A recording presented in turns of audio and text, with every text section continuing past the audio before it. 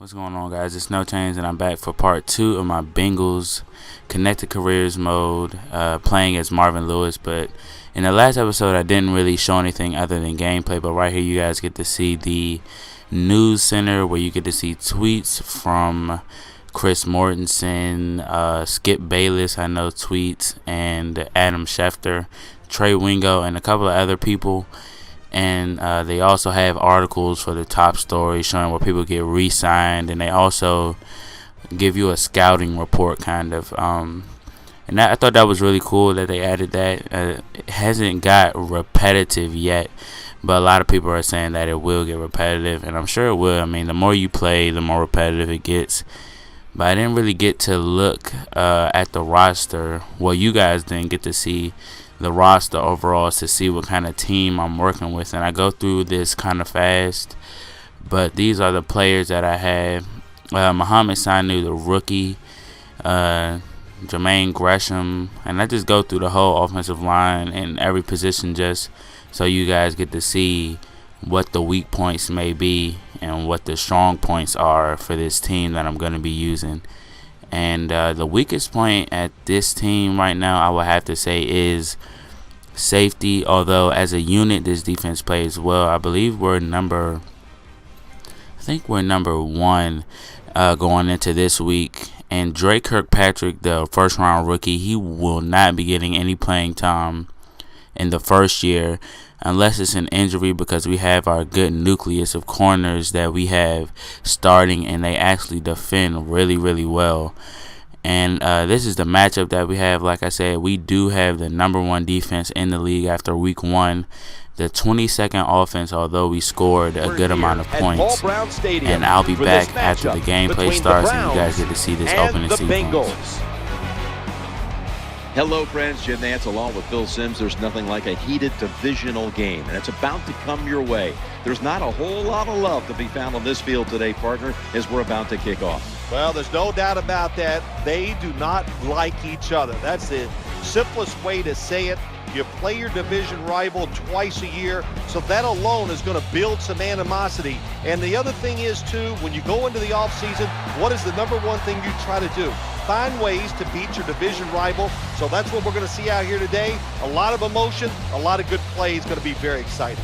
Okay, partner, about to head down to the field, and what many think will be a defensive struggle here today. There's no thinking about this, Jim. It is going to be a great defensive struggle. It's going to be a lot of hard hitting, and there are going to be a lot of turnovers, too.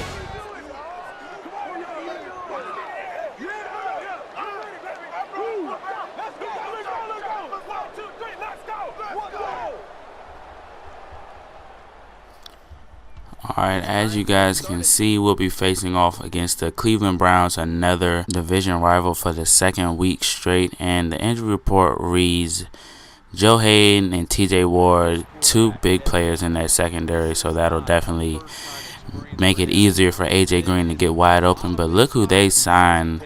The said to be washed up quarterback Donovan McNabb. In the first week, he threw 3 touchdowns in his debut for the Cleveland Browns.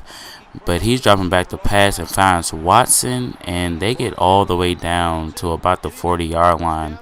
And he's looking good on that first pass so far, and he's doing a play action and finds Watson again down into Bengals territory. So right away, Donovan McNabb is looking good like his former self, and doesn't look washed up at all. But he's dropping back again. He couldn't find anybody open, and Nate Clements was on the coverage there. And again, you get to see our defensive starters from the floor all the way back to the secondary. And hopefully we can slow down this offense that's moving so far this game. As he finds Gordon wide open, he extended his route, and McNabb had all kinds of time in the pocket to find him open. But here he finds Watson again for a 9-yard gain, and we just can't stop this offense. But we get him down to a 3rd and inches, and Thomas Howard shuts it down in the backfield along with Ray Maluga. So they'll be forced to kick a field goal and take their 3 points, and let's see if they can make it. And Brandon Tate is pumping up the crowd.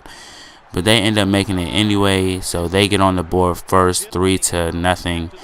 And Andy Dalton, after a holding play, is doing the play action and almost gets picked off right there by that corner that's on AJ Green, seeing as though Hayden is hurt.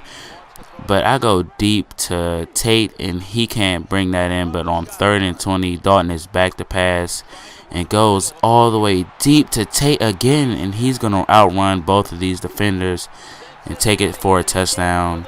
7-3 will be the score following that 84-yard touchdown to Ben Tate. He is most definitely the fastest player on this offense, and he's on kick return. I don't know why. I need to take him off actually at kick return, because he actually is one of the most thrown to receivers on this offense. So I don't want to overwork him. So far he's handled it well, but Donovan McNabb back to pass. Watson beats Taylor Mays on the coverage. His man coverage is actually in the 60s. So I'm going to be using the XP system to make that a little bit better, because that is unacceptable for a safety. But Trent Richardson rushes for about 4 or 5 yards, and he rushes again, gets stopped at the line of scrimmage for 4th down, so they're going to have to try to get another field goal. Ray Maluga is blowing every play up in the backfield, and they kick this field goal, and they make this one as well. So now they're only down by 1 point in the second quarter.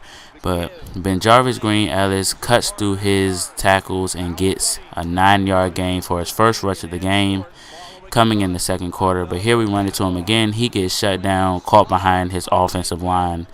And Dalton's back to pass again, finds A.J. Green. He breaks a tackle, and he is up the sideline. Let's see if this safety can catch him.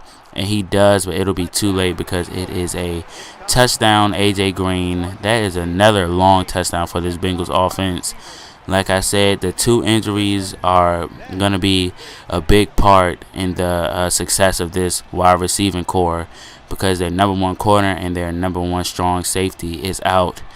And I can't say for sure that Joe Hayden would have made that tackle, but who knows? We'll never know, because he's out. And a 67-yard touchdown coming on his first reception of the day. So we go up 14-6, and Donovan is back to pass after they receive the kickoff, and Trent Richardson jukes around and gets a 10-yard gain on 2nd and inches. They run into him, and Ray Maluga, like I mentioned, is blowing every play up in the backfield. He has 5 tackles already in the second quarter. And here they do the play fake, and he gets sacked by Robert Gaithers. He is underrated. I'm not sure if a lot of you know who he is even, but he's definitely underrated, and he's getting sacks. He got a lot of sacks in the preseason, so I pretty much knew that he was going to be good. But no, Andy Dalton throws a pick to screen, and he's going to take this one all the way to the end zone. And I'm not sure how he located that ball. He must be an excellent ball locator, but Andy Dalton just dropped back, went to his check down because nobody was open, and that safety saw that coming, or corner. I'm not sure which one it is, but he picked it off and ran it all the way back to 6. So now they're only down by 1 point again. And he finds Tate wide open again, trying to spin, but still breaks the tackle, but gets out of bounds. And Dalton is looking good so far, other than that interception. That was the only mistake, and he's going to try to rebound from that on this drive. But he finds Jermaine Gresham taking the hit in the air to get about midfield. And Dalton's back to pass again, finds Sanu for a pretty good gain right there, gets out of bounds. And there you get to see the QB comparison. 62% of his passes are completed compared to a Donovan McNabb, who has 87%. But A.J. Green tiptoes that one, gets the catch, and on 2nd and inches, we run it to our fullback, Chris Presley. He gets the first down, and we're trying to take a little bit of time off the clock so they don't get too long to try and go and score again. But Dalton back to pass, finds Sanu for a touchdown, his first touchdown of his rookie career.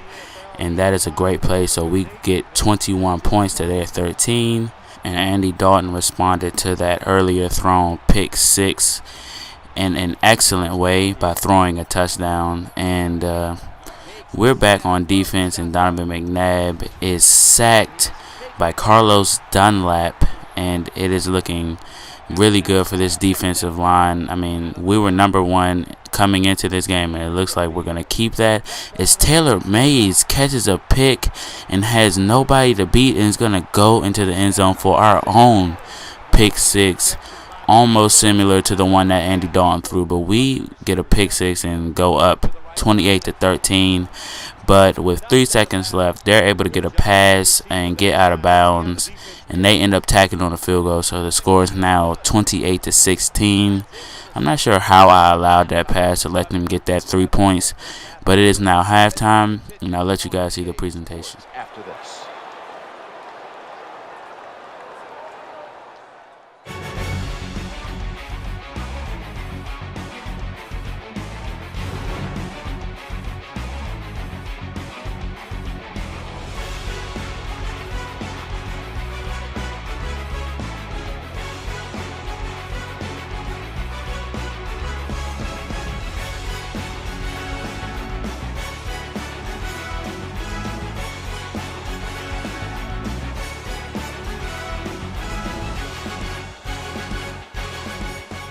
I really like that presentation.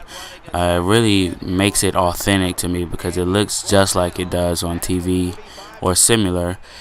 But coming out into the third quarter, I wanted to establish the run because the pass game has been so effective in the first quarter, so I kind of wanted to be a little more versatile or not be one-sided or what's the word I'm looking for? Not one-sided, but one-dimensional. Yeah, but AJ Green catches that pass all the way downfield, keeps his feet in, had to come back to the pass, but he did it in a great way. But Bernard Scott gets great blocking and gets the toss play for the touchdown, and we now lead 35-16 over the Cleveland Browns. This offense, I believe it was ranked 22nd after the first week, and I believe that's yards because we actually scored a good amount of points last week, and we did again this week. So I'm not sure why we're only ranked 22nd. I think because the computer plays on a little bit more than 6-minute quarters, which is what I play on. And Carlos Dunlap gets his second sack of the day. And by the way, I just want to mention that this is on All Madden, and if you look at my Twitter, I kind of put the results out there before I post them. But I don't do that with every game because I don't want to give it away for everybody that's following me on Twitter. But I know that it'll surface soon that All Madden is a lot more easy this year as Andy Dalton throws his second pick of the game. Hopefully he doesn't throw a third.